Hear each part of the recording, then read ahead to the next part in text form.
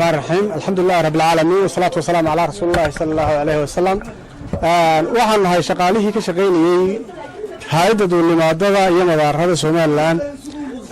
waxaan ka shaqeynay muddo dhan 8 sano 7 sano 4 sano 5 sano 2 sano 1 sano waxaan isugu jirnaa shaqaale dhan 113 qof oo guud ahaan ka shaqeynayay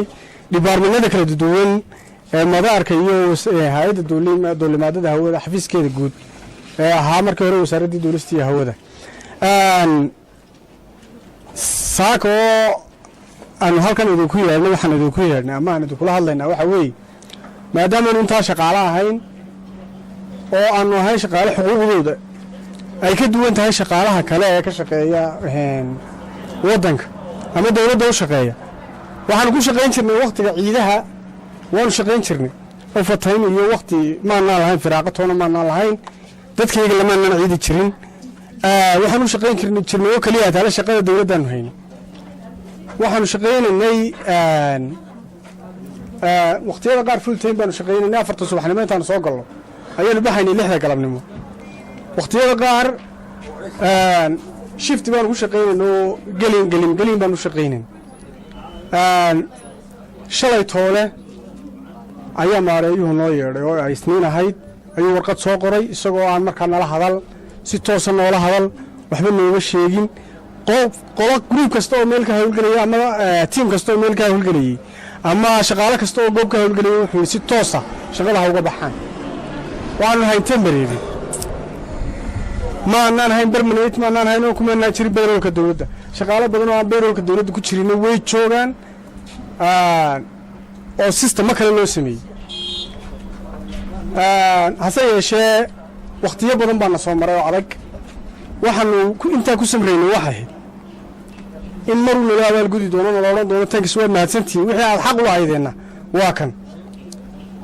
maanta abaal gudkayga wuxuu noqday in si bareera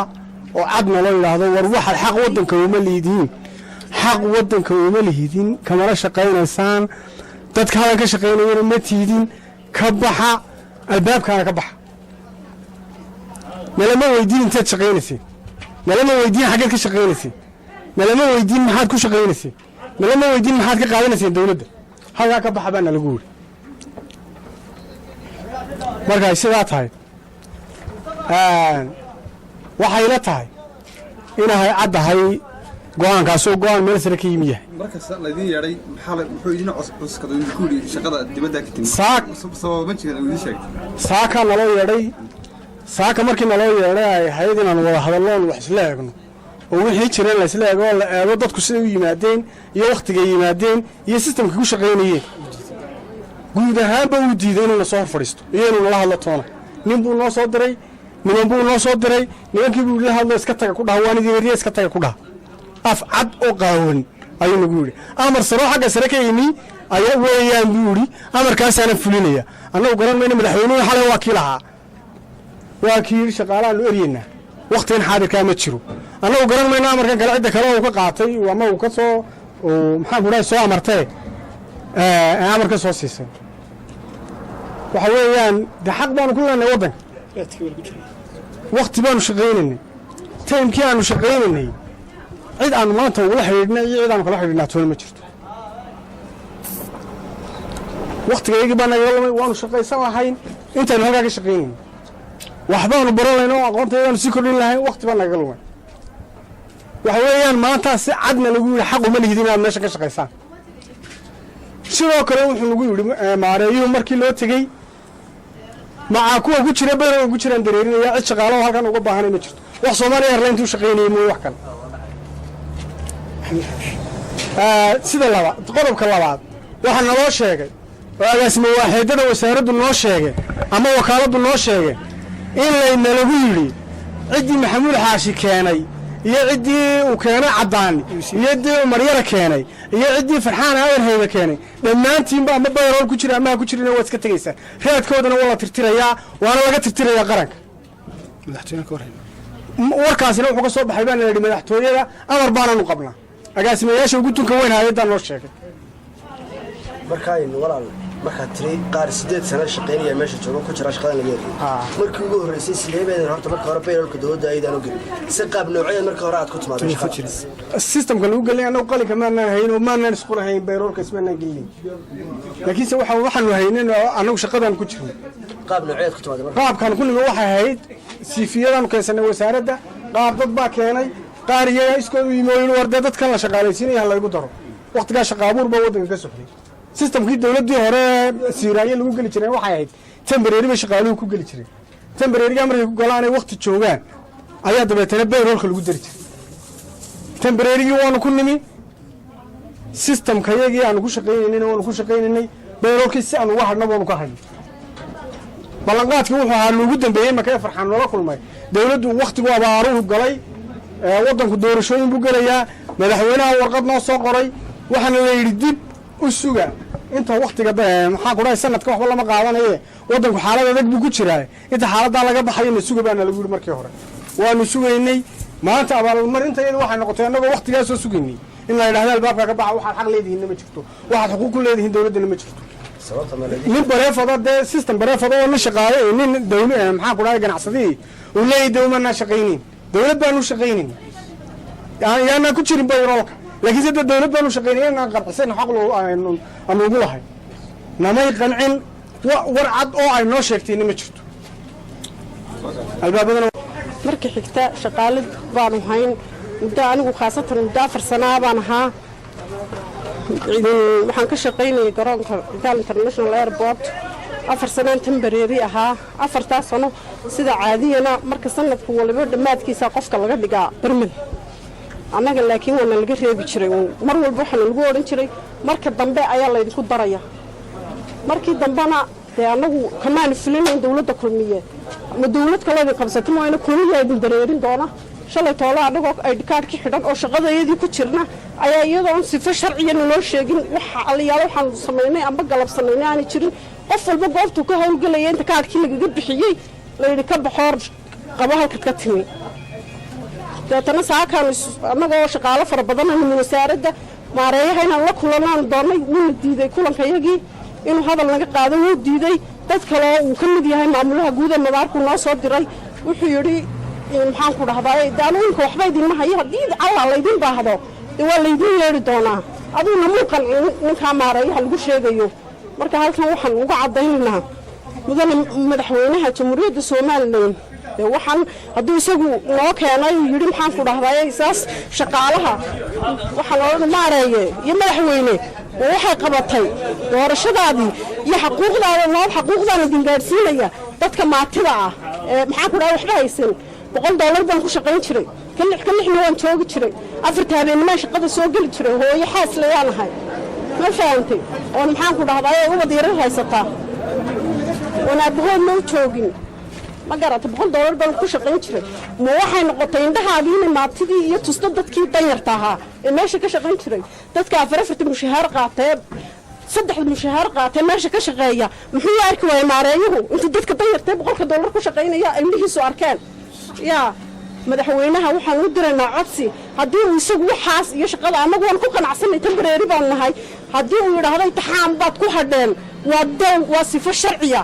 waanaan aqbalaynaa laakiin baxo shaqadii ka baxa kaarkiina keena wax aan aqbalayna maaha baaq aan u diraynaa madaxweynaha jamhuuriyadda Soomaaliland weeyaan ma fahamtay kan maareeyahana oo arrinkaa uu nagu sameeyay anagoo 120 qof ah bal arrinkaa dib ha isugu noqdo wax macquul ah inay tahay dad baa jira meesha 4 mushaar ka qaata oo la ogeyn xaaladooda dadkii $100 ku shaqeynayay ee dulmana aanu ka fikirayna marka dawladda cusub timaado ayuu xaqiimu soo bixi doona xaqeedu wuxuu noqday si sabab la'aan inta kaarkiina looga qaaday in la yiraahdo baxa oo shaqadii ka baxa masaasa sharcigiina noqday marka xigta shaqaalid baanu hayn muddo anigu khaasatan muddo 4 sano baan ahaa waxaan ka shaqaynayay garoonka Gal International Airport 4 sano temporary ahaa 4 sano sida caadiyana marka sanadku waliba dhamaadkiisa qofka laga dhigaa barmil annaga laakiin wana laga reebi jiray mar walba waxa lagu oran jiray marka dambe ayaa la idinku daraya markii dambana de anagu kamaan filayn dawladda kulmiye ma dawlad kale ay qabsatay ma ayna kulmiye ay dareerin doona shalay toolo anagoo ay card-ki xidhan oo shaqadayadii ku jirna ayaa iyadoon sifo sharciyana noo sheegin waxa aliyaalo waxaan samaynay amba galab samaynay aan jirin qof walba goobtu ka howlgalaya inta kaadkii lagaga bixiyay la yiri ka baxoor qabo halka ka timi dadana saakaan annagoo shaqaale fara badan oo wasaaradda maareeyaha inaan la kulanaan doonay wuu diiday kulankayagii inuu hadal naga qaado wuu diiday dad kale uu ka mid yahay maamulaha guud ee madaarku noo soo diray wuxuu yiri maxaan ku dhahdaa daanuunka waxba idin hayo hadii alla la idin baahdo waa la idin yeeri doonaa aduna muuqan ninka maareeyaha lagu sheegayo marka halkan waxaan uga cadaynaynaa mudane madaxweynaha jamhuuriyadda Soomaaliland waxaan hadduu isagu noo keenay yiri maxaan ku dhahdaa isaas shaqaalaha waxa loo maareeyay iyo madaxweyne waxay qabatay doorashadaadii iyo xuquuqdaana dingaarsiinaya dadka maatida ah maxaan ku dhahdaa waxba haysan $100 baan ku shaqayn jiray kalixna waan joogi jiray afarta habeenimo shaqada soo gali jiray hooyo xaas leeyahay ma fahamtay oo maxaan ku dhahdaa uba diiran haysataa wana boqol ma joogin ma garata $100 baan ku shaqayn jiray ma waxay noqotay indhahaadii maatidii iyo tusto dadkii danyarta ahaa ee meesha ka shaqayn jiray dadka afarta mushaar qaatay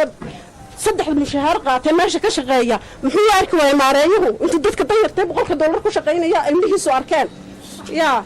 madaxweynaha waxaan u diraynaa codsi haddii uu isagu waxaas iyo shaqada anagu waan ku qanacsanay temporary baan nahay haddii uu yidhaahdo imtixaan baad ku hadheen waa sifo sharciya waananu aqbalaynaa laakiin baxoo shaqadii ka baxa kaadhkiina keena dee wax aanu aqbalayna maaha baaq aan u dirayna madaxweynaha jamhuuriyadda Soomaaliland weeyaan ma fahamtay kan maareeyahana oo arrinkaa uu nagu sameeyey annagoo 120 qof ah bal arrinkaa dib ha isugu noqdo wax macquul ah inay tahay dad baa jira meesha afar mushaar ka qaata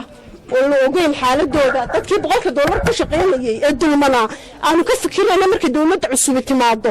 ayuu xaqiimu soo bixi doona xaqeedu wuxuu noqday si sabab la'aan inta kaadkiina looga qaaday in la yiraahdo baxa oo shaqadii ka baxa masaasa sharcigiina noqday عليكم ورحمة الله وبركاته مقعي هو محمد بدع عبدي أيدي الواكا مواد سوماليا نواهي شاط هاي سنينتي لبدا عتكي بيشها أنا قوة شقادة كتشيرنا أيها واحد علي إن شقادة تشيو شقادة صووي ورقادة عدو فيشها هذا قوة تشيو شقادة وانك بحني dhammaan shaqaalihii shaqada joojiyay waxaan ku tashanay in maareeyihii shaqada iga joojiyay aad la koontaan nasiib darro way noqon weyday maareeyuhu guddiba dirnay maamulkii iyo agaasimayaashii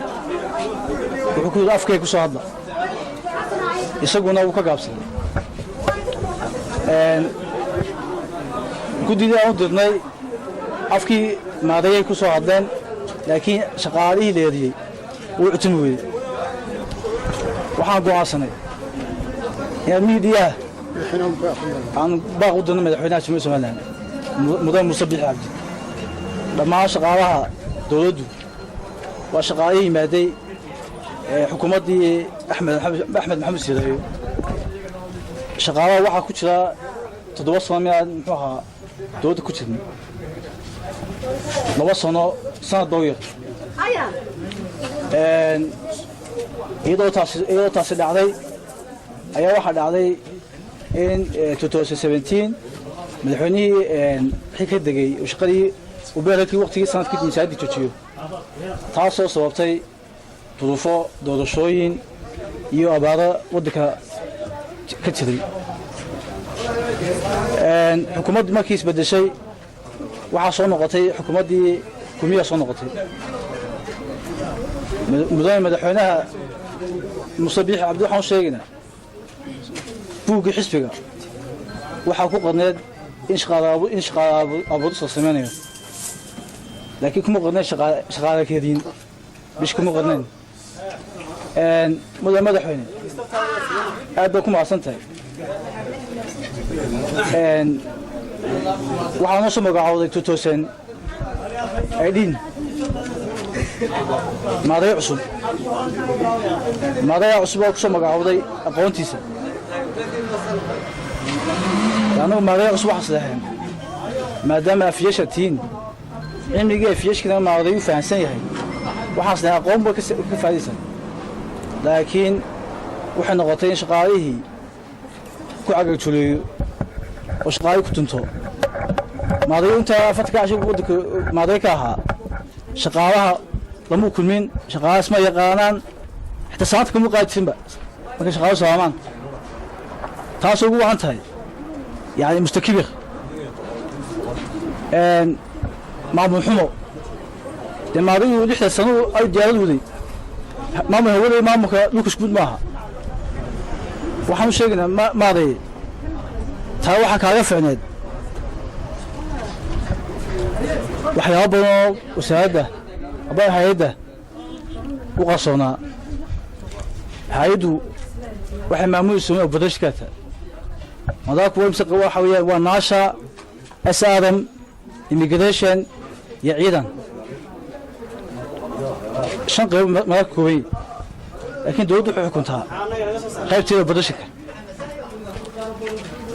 waxaan sheegnaa in shaqaalaha dib loo eego shaqaalaha imtixaan oo doodiya dhammaan shaqaalaha jaamiciin jaamacadda ka soo baxay waddan mustaqbal doonaya waddada akaademiya in systemka dawladda la mariyo imtixaan la qaado la kaa shaandheeyo ee loo baahay madaxa ka codsana weliba sida u dhaqsaa badan waa salaamantiin assalaamu calaykum